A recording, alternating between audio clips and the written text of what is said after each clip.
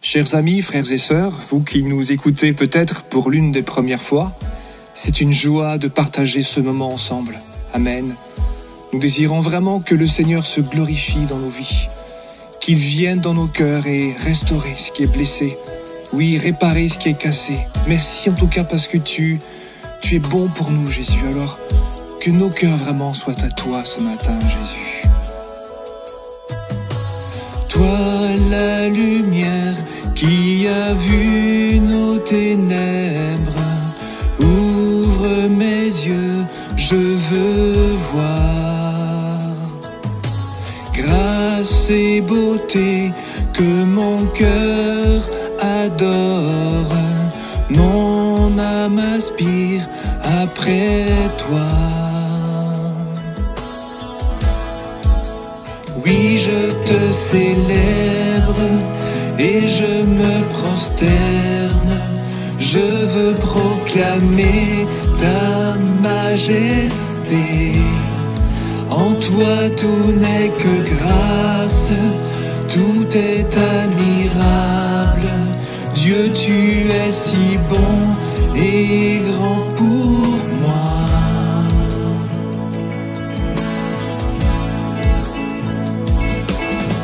Roi de tout temps, vers toi vont nos hommages, la gloire au plus haut des cieux. Sur cette terre, tu t'es fait misérable, humble et petit par amour. Oui, je te célèbre et je me prosterne. Je veux proclamer ta majesté. En toi tout n'est que grâce, tout est admirable. Dieu, tu es si bon et grand pour moi. Oui, je te célèbre et je me prosterne. Je veux proclamer ta majesté.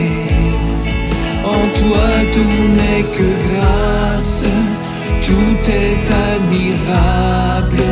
Dieu, tu es si bon et grand pour moi.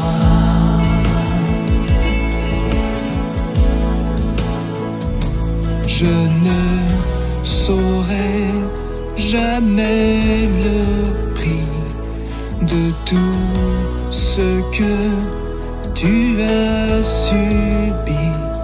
Je ne saurais jamais le prix de tout ce que tu as subi. Je ne saurais jamais le prix de tout ce que tu as subi. Je ne saurais jamais le prix de tout ce que tu as subi. Oui, je te célèbre et je me prosterne. Je veux proclamer ta majesté. En toi tout n'est que grâce, tout est admirable. Dieu, tu es si bon et grand pour moi. Oui, je te célèbre et je me prosterne. Je veux proclamer ta majesté. En toi tout n'est que grâce, tout est admirable. Dieu, tu es si bon et grand pour moi. Alléluia, amen.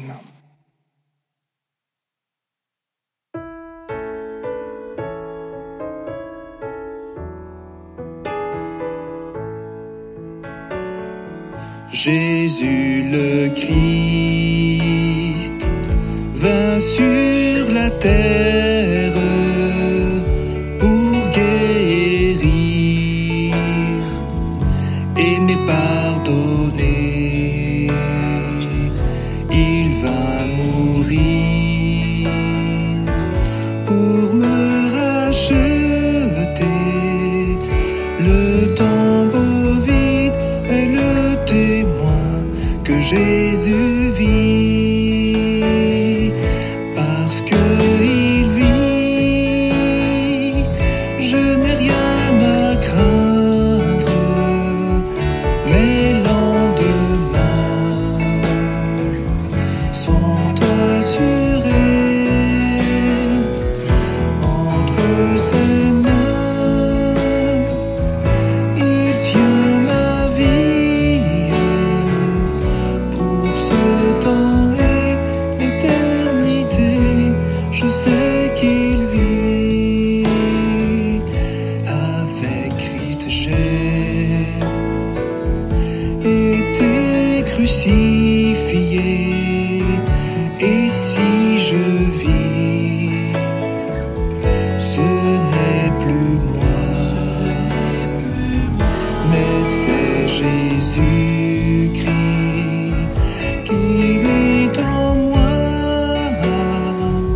C'est là encore une autre preuve que Jésus vit.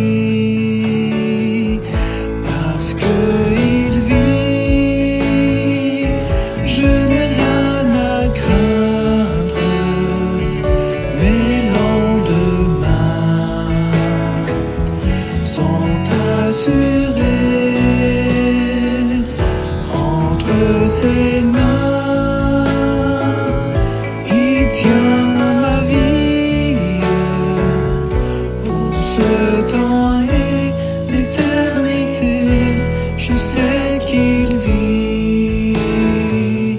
Les êtres vivants rendent gloire, honneur, puissance,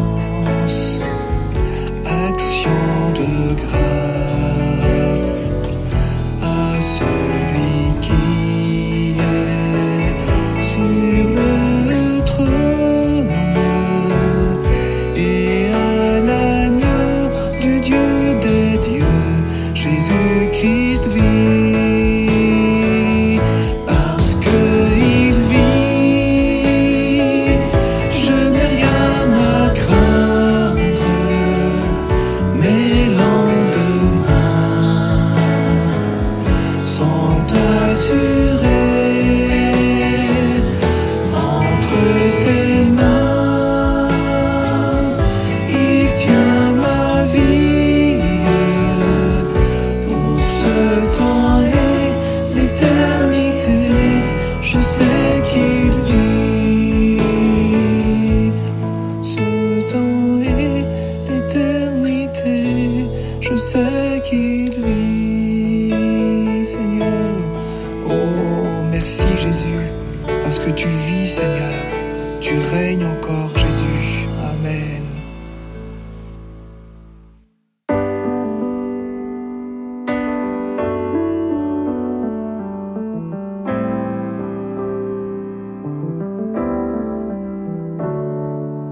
Mon plus cher désir, c'est t'honorer.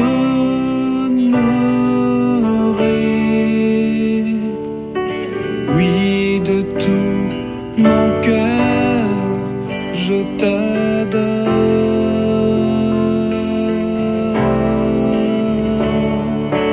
Tout ce qui est en moi te glorifie.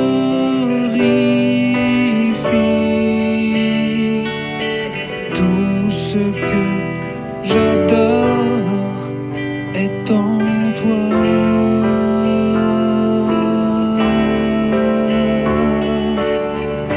Je te donne mon cœur, je te donne mon âme.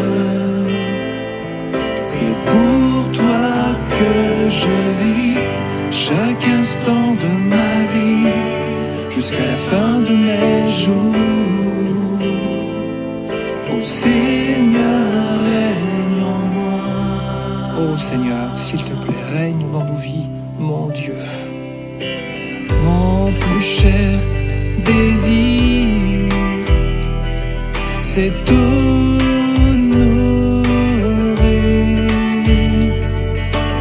Oui, de tout mon cœur, je t'adore.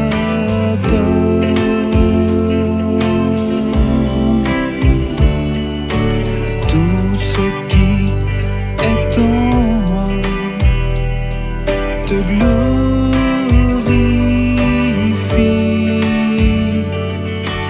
Tout ce que j'adore est en toi.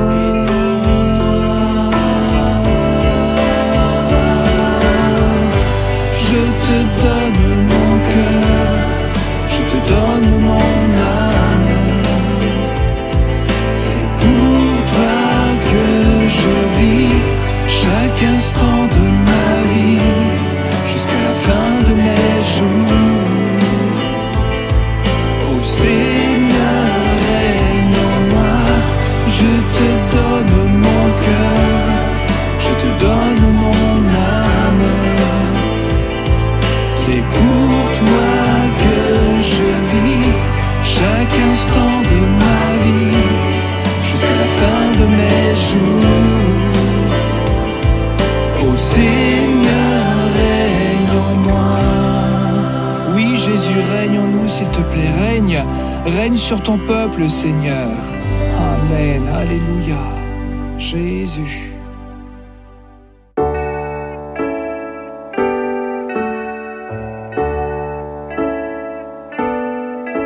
Mon Dieu, par quel amour tu paies un si grand prix pour moi, pour que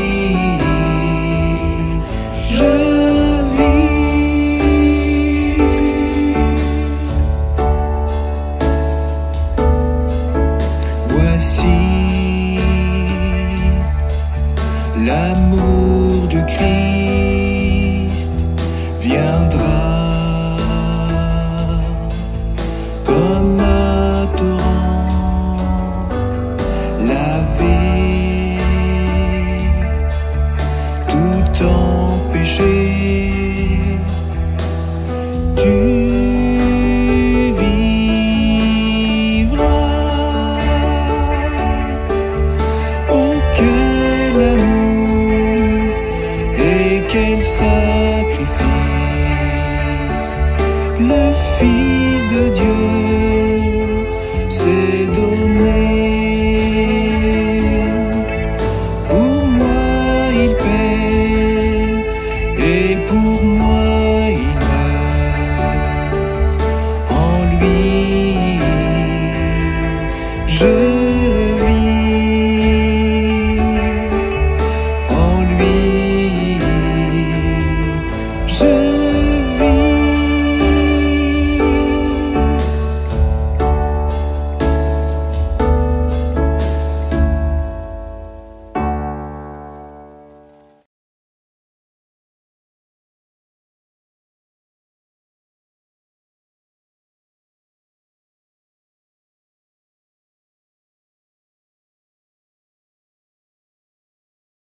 Bonjour, chers frères et sœurs. Je suis heureux de partager ces moments de culte avec vous. Je bénis le Seigneur qui nous a gardés jusqu'à ce jour, qui nous a permis, malgré le confinement, de rester en contact à travers les réunions de la semaine sur nos réseaux sociaux et particulièrement avec notre chaîne YouTube sur notre site internet, de pouvoir partager la parole de Dieu. Nous prions les uns pour les autres et nous croyons que le Seigneur veille sur chacune de nos vies. Ces moments de confinement, je pense que ça nous a permis les uns les autres de faire le point avec nous-mêmes et de pouvoir analyser ce qui se passe autour de nous avec une confiance dans le Dieu qui, lui, contrôle tout et peut tout. Et je voudrais vraiment vous demander de ne pas sombrer dans la déprime et la dépression, comme si nous n'avions pas quelqu'un qui est au-dessus de nous, qui veille sur chacune de nos vies. Je vous propose, si vous le voulez bien, d'ouvrir la parole de Dieu. Et ce matin, nous verrons ensemble deux textes qui se trouvent dans les évangiles. Le premier texte se trouve dans l'évangile selon Jean, chapitre 3, et au verset 14. Et le deuxième texte, ça sera dans l'évangile selon Luc, chapitre 10, et à partir du verset 25. Je fais la première lecture dans l'évangile selon Jean, chapitre 3, verset 14. Et comme Moïse éleva le serpent dans le désert, il faut de même que le Fils de l'homme soit élevé, afin que quiconque croit en lui ait la vie éternelle. Car Dieu a tant aimé le monde qu'il a donné son Fils unique, afin que quiconque croit en lui ne périsse point, mais qu'il ait la vie éternelle. Dieu, en effet, n'a pas envoyé son Fils dans le monde pour qu'il juge le monde, mais pour que le monde soit sauvé par lui. Celui qui croit en lui n'est point jugé, mais celui qui ne croit pas est déjà jugé, parce qu'il n'a pas cru au Fils unique de Dieu. Et ce jugement, c'est que la lumière étant venue dans le monde, les hommes ont préféré les ténèbres à la lumière, parce que leurs œuvres étaient mauvaises. Car quiconque fait le mal hait la lumière. Il ne vient point à la lumière, de peur que ses œuvres ne soient dévoilées. Mais celui qui agit selon la vérité vient à la lumière, afin que ses œuvres soient manifestées, parce qu'elles sont faites en Dieu. Le deuxième texte, c'est dans l'évangile selon Luc, et au chapitre 10 et au verset 25, et nous lisons ceci, chapitre 10 et verset 25. Un docteur de la loi se leva et dit à Jésus pour l'éprouver, Maître, que dois-je faire pour hériter la vie éternelle? Jésus lui dit, qu'est-il écrit dans la loi? Qui lis-tu? Il répondit, tu aimeras le Seigneur, ton Dieu, de tout ton cœur, de toute ton âme, de toute ta force et de toute ta pensée, et ton prochain comme toi-même. Tu as bien répondu, lui dit Jésus, fais cela et tu vivras. Mais lui, voulant se justifier, dit à Jésus, et qui est mon prochain? Jésus reprit la parole et dit, un homme descendait de Jérusalem à Jéricho. Il tomba au milieu des brigands qui le dépouillèrent, le chargèrent de coups et s'en allèrent, le laissa à demi-mort. Un sacrificateur qui fortuitement descendait par le même chemin, ayant vu cet homme, passa outre. Un lévite qui arriva aussi dans ce lieu, l'ayant vu, passa outre. Mais un Samaritain qui voyageait, étant venu là, fut ému de compassion lorsqu'il le vit. Il s'approcha et banda ses plaies, ayant versé de l'huile et du vin, puis il le mit sur sa propre monture, le conduisit à une hôtellerie et prit soin de lui.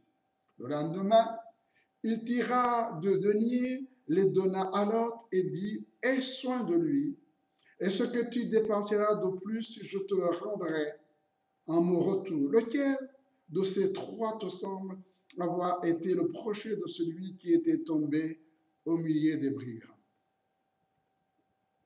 C'est celui qui a exercé la miséricorde envers lui, répondit le docteur de la loi. Jésus lui dit, va et toi fais de même. 2 textes, 2 comportements, 2 questions. Le premier texte que nous venons de lire ensemble nous parle de Nicodème. Nicodème, un chef des Juifs, un docteur de la loi. C'était un homme qui était censé, chers frères et sœurs, connaître les Écritures, sonder les Écritures et les partager avec les autres. Mais voilà que, à l'écoute du Seigneur Jésus, qui enseignait d'une manière différente des prédicateurs de ce monde, parce qu'il avait l'Esprit de Dieu, et comme Nicodème le dit lui-même, tu es un docteur venu de Dieu. Autrement dit, ce n'est pas un docteur comme les hommes à qui plonge le regard de ce que l'homme a écrit, étudie l'histoire, essaie de comprendre des phénomènes. Mais celui qui vient d'en haut, c'est le créateur de toutes choses. Non seulement il enseigne avec sagesse et autorité, mais la Bible nous dit, et c'est ça qui a poussé Nicodème à venir voir le Seigneur Jésus. C'est parce qu'il voyait des miracles, des prodiges qui accompagnaient la prédication, la parole que Jésus partageait avec son entourage. Et la Bible nous dit que Nicodème, un pharisien, la secte la plus redoutable de cette époque, eh bien, est venu voir Jésus-Christ la nuit, parce qu'il courait le risque d'être assassiné par les pharisiens. Il avait peur pour sa vie. Il avait peur pour sa fonction. Eh bien, il est venu de nuit. Mais ce que je vais partager avec vous, ce que je vais retenir en ce qui me concerne ce matin, c'est pas seulement la peur, et nous connaissons la peur. Et certaines choses, certains événements peuvent nous pousser à ne pas chercher à aller voir Jésus. Mais Nicodème, il y avait quelque chose qui l'intriguait. Il se passait quelque chose dans son cœur. Il voulait vraiment avoir un entretien avec Jésus. Il voulait voir Jésus. J'aimerais ce matin, chers frères et sœurs, que quelle que soit votre position, quelles que soient les circonstances que vous traversez, eh bien, qu'il y ait dans votre cœur ce désir de connaître quelqu'un qui n'est pas comme le monde. Ce n'est pas un docteur comme le monde. Il n'enseigne pas comme le monde. Il n'a pas changé. Comme nous l'avons vu dernièrement, il a reçu l'autorité de son Père, une autorité sur la nature, sur le monde spirituel, l'autorité sur la maladie, sur la mort. Et cela intriguait Nicodème. Et il est venu. Plaise à Dieu que ce matin aussi, quel que soit ce qui pourrait intriguer votre cœur, mais que cela vous pousse, bien-aimés, à chercher Dieu. Quelle que soit votre position, que vous soyez riche ou pauvre, que vous soyez savant ou moins savant, quel que soit votre rang social, plaise à Dieu que vous puissiez avoir cette démarche de Nicodème. Et il est venu voir le maître, celui qui dit et qu'il qualifie de docteur venu de Dieu, venu d'en haut. Et lui posa la question, que faut-il que je fasse pour entrer dans le royaume de Dieu? Et curieusement, nous voyons que le Seigneur Jésus ne va pas directement répondre à cette question. Mais il va poser, je dirais, un principe fondamental. Il faut que tu naisses de nouveau. Si tu veux entrer dans le royaume de Dieu, si tu veux entrer dans le royaume de Dieu, il faut que tu naisses de nouveau. Chers amis, on ne peut pas entrer dans le royaume de Dieu. On ne peut pas voir Dieu si nous ne faisons pas cette démarche de nous humilier devant Dieu. Ce que Jésus cherche à faire comprendre à Nicodème, c'est que le royaume de Dieu est venu vers lui. Le royaume de Dieu est venu vers nous dans la personne de Jésus-Christ. Il faut que tu naisses de nouveau. Il faut que ton cœur soit touché par la parole de Dieu. Et tu te considères, et tu l'es, comme pécheur. Et que tu as besoin, que j'ai besoin de la grâce de Dieu. Et Nicodème ne pensait pas comprendre ce que c'est naître de nouveau. Naître de nouveau, c'est être régénéré, c'est être transformé. Et c'est l'action du Saint-Esprit qui nous convainc de péché, de justice et de jugement, mais c'est l'action de l'Esprit de Dieu aussi qui nous attire à Jésus. Dans Ézéchiel, chapitre 36 au verset 25, il nous est dit, « Je répandrai sur vous une eau pure, et vous serez purifiés. Je vous purifierai de toutes vos souillures et de toutes vos idoles, et je vous donnerai un cœur nouveau, et je mettrai en vous un esprit nouveau. » C'est ça la nouvelle naissance. C'est ce changement, c'est cette transformation qui est opérée par le Seigneur lui-même, par l'action de son esprit. On voit la même chose avec l'apôtre Pierre lors de son premier discours face à des centaines d'hommes et de femmes qui se posaient des questions sur la mort, la résurrection de Jésus-Christ et surtout sur la descente du Saint-Esprit sur les disciples. Eh bien, Pierre va parler de Jésus, envoyé par le Seigneur, et qui est mort à la croix pour que nous ayons la vie.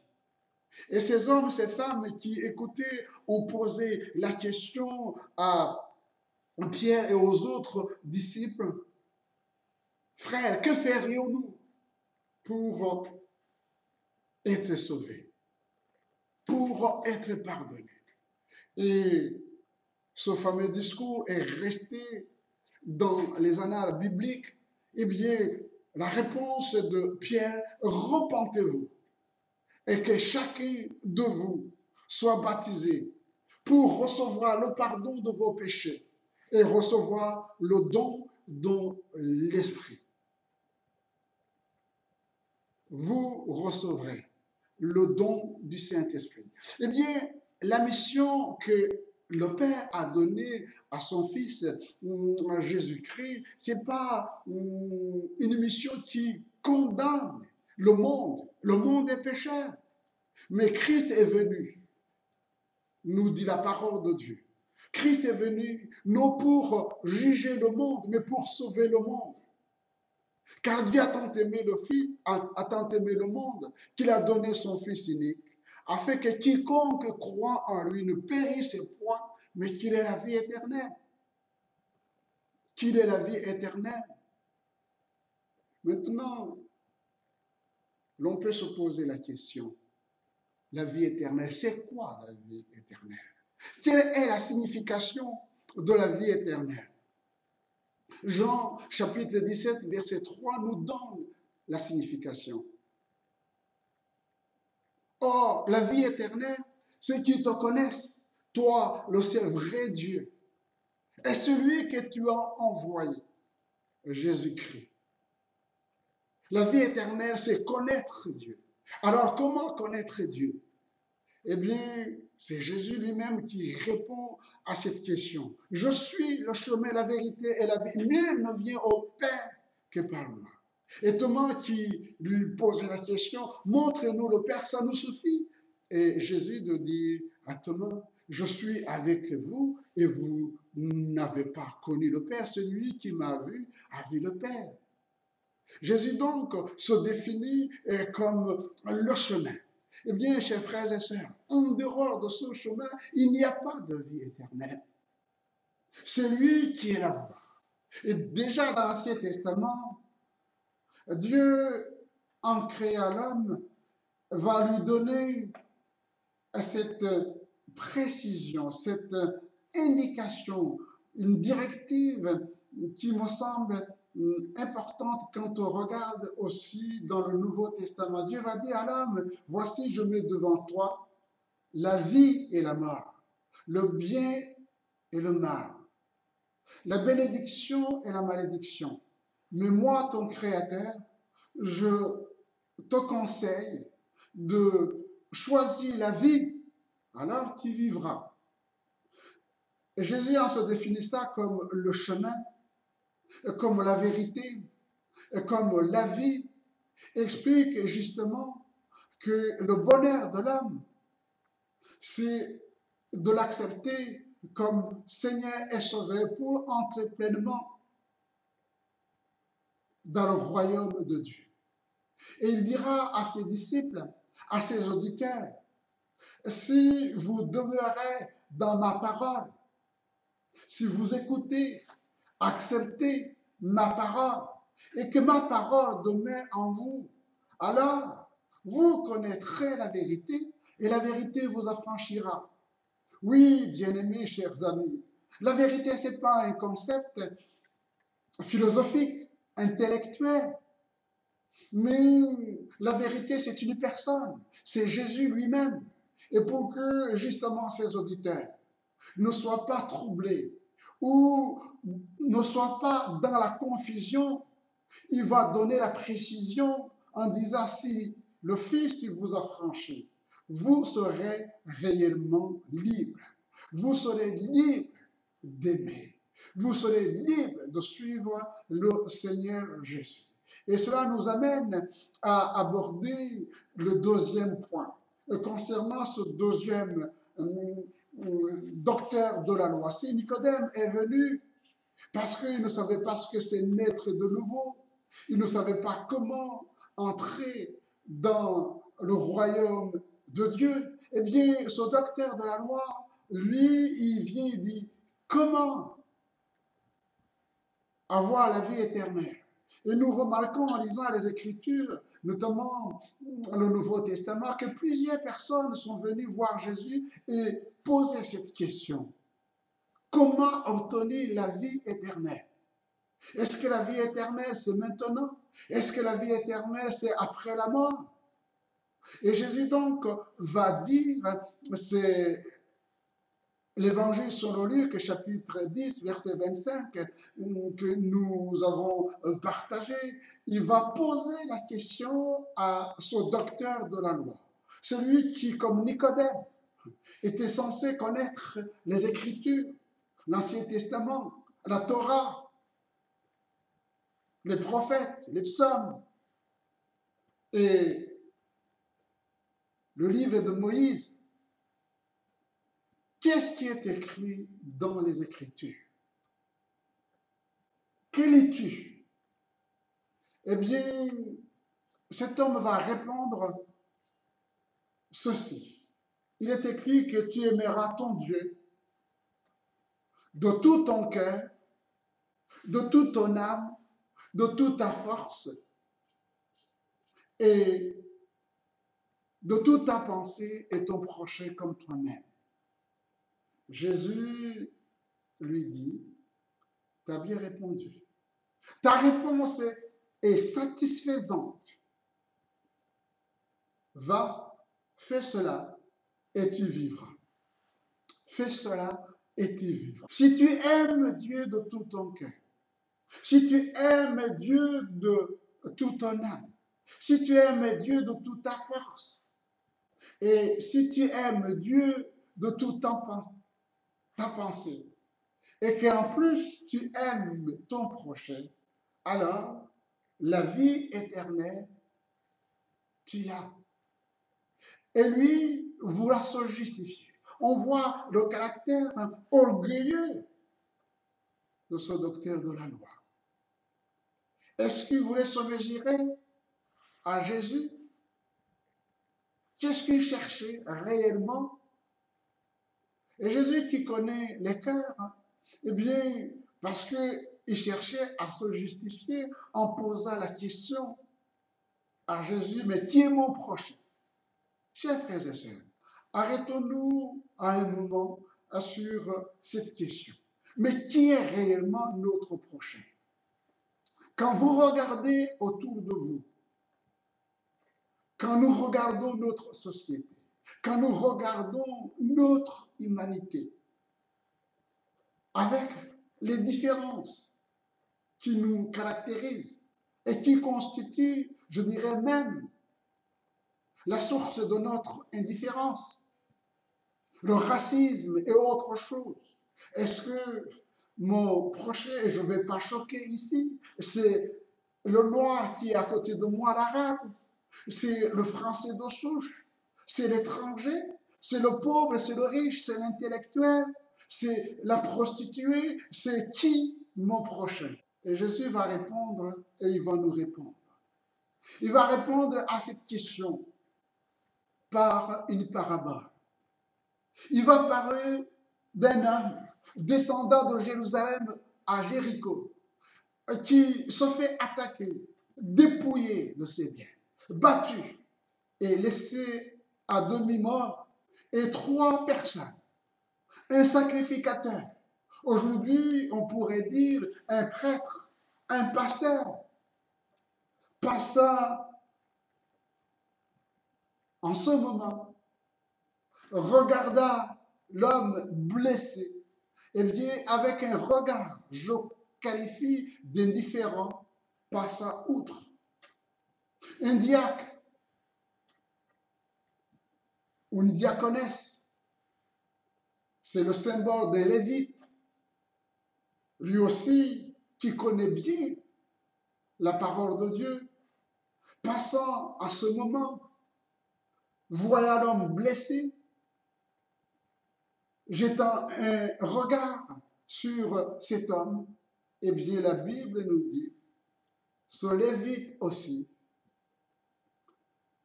ce diacre, cette diaconesse, ce serviteur, cette servante de Dieu passa outre. Mais un Samaritain, et on sait que les Samaritains n'avaient aucune relation avec les Juifs. Entre les Samaritains et les Juifs, c'était la haine. Et cela aussi nous amène à nous interroger sur ce qui se passe dans les familles, qui se passe dans les pays où la haine existe.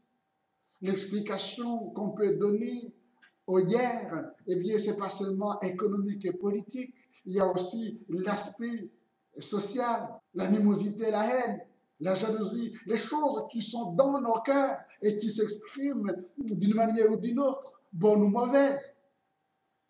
Mais ce Samaritain, quand il est arrivé, il a dirigé son regard sur cet homme. La Bible nous dit d'abord qu'il s'est arrêté et qu'il a regardé ce moribond, cet homme blessé, avec compassion et miséricorde. Et il a réduit la distance qui le séparait de l'homme blessé. Il s'est penché sur lui, il a pris soin de lui, il l'a soigné. Chers frères et sœurs, quel regard portons-nous autour de nous?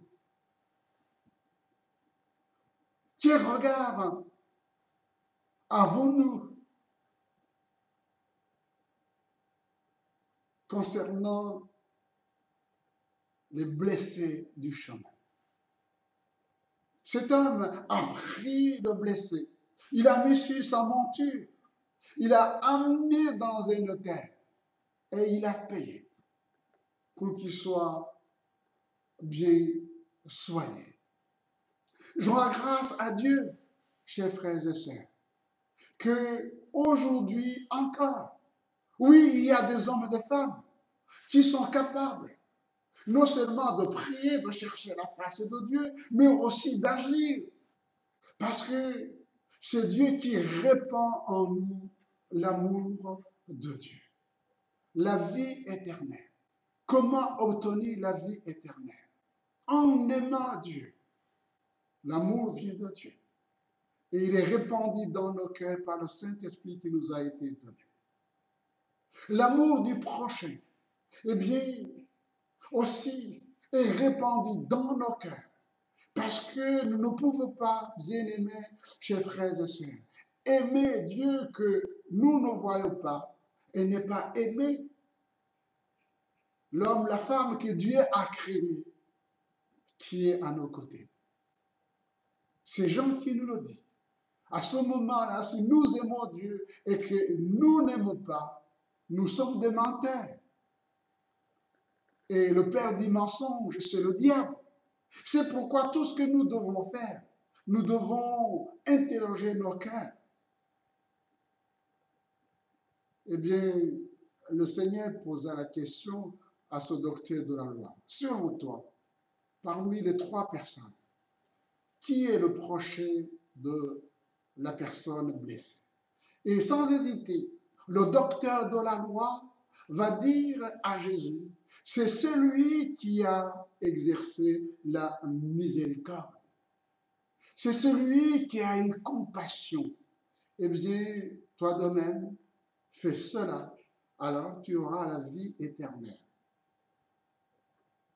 Oh, la vie éternelle, c'est qu'il te connaisse, toi le seul vrai Dieu, et celui que tu as envoyé, Jésus-Christ. C'est par amour, chers frères et sœurs, que Jésus est venu nous sauver. Et c'est par amour que nous pouvons exprimer toute notre joie de le connaître, toute notre joie d'appartenir à Dieu. Mais c'est par amour aussi que nous pouvons secourir ceux qui sont dans le besoin. Et je pense que le premier secours que nous devons donner aux autres, ce n'est pas seulement donner à manger ou à boire, c'est une bonne chose.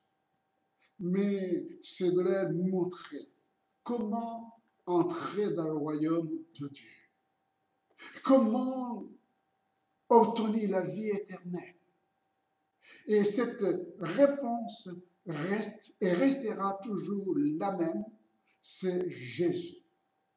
La réponse à tous nos pourquoi, à toutes nos questions. Et cette réponse de Jésus à ceux et à celles qui auront suivi son chemin, ils attendront, nous dit la parole de Dieu, dans Matthieu chapitre 25 et verset 21. Et je termine avec ce verset. C'est bien, bon et fidèle serviteur. Tu as été fidèle en peu de choses, je te confierai beaucoup. Entre dans la joie de ton maître. Entre dans le royaume de Dieu. Entre dans la vie éternelle. parce que tu as pris comme exemple ton Seigneur et ton Sauveur. Et tu as fait en sorte que ta vie soit comme celle de ton Seigneur et Sauveur Jésus. On n'hésita pas à te dépouiller de ce que tu as pour servir les autres. Que cela nous aide, chers amis, chers frères et sœurs, pendant ce temps de confinement, à regarder dans nos cœurs et peut-être à changer ce qu'il faut changer pour être encore beaucoup plus efficace après le confinement pour servir Dieu et servir notre prochain. Que son nom soit béni. Amen. Prions le Seigneur. Seigneur notre Dieu, nous voulons te louer et te bénir de ce que tu ne nous as pas laissés dans les ténèbres de ce monde, mais tu es venu, Seigneur, tu t'es dépouillé de ta divinité, tu es venu dans le monde pour que nous puissions connaître Dieu le Père, et tu es venu dans le monde pour que nous soyons délivrés de la prise du péché, pour que nous soyons délivrés de la prise de Satan, pour que nous puissions connaître le bonheur d'être dans le royaume de Dieu. Merci parce que la vie éternelle, c'est maintenant. Et nous vivons cette vie éternelle avec toi quand tu viendras chercher ton Église. Dans cette attente, notre Dieu, bénis l'Église. Seigneur, un souffle nouveau sur l'Église pour que nous puissions connaître qui est notre prochain et le servir comme l'Esprit de Dieu nous l'exhorte à le faire. Nous te bénissons, nous te louons dans le nom de Jésus. Amen. Que le Seigneur vous bénisse et je vous souhaite de passer une agréable journée dans la présence de notre Dieu. Amen.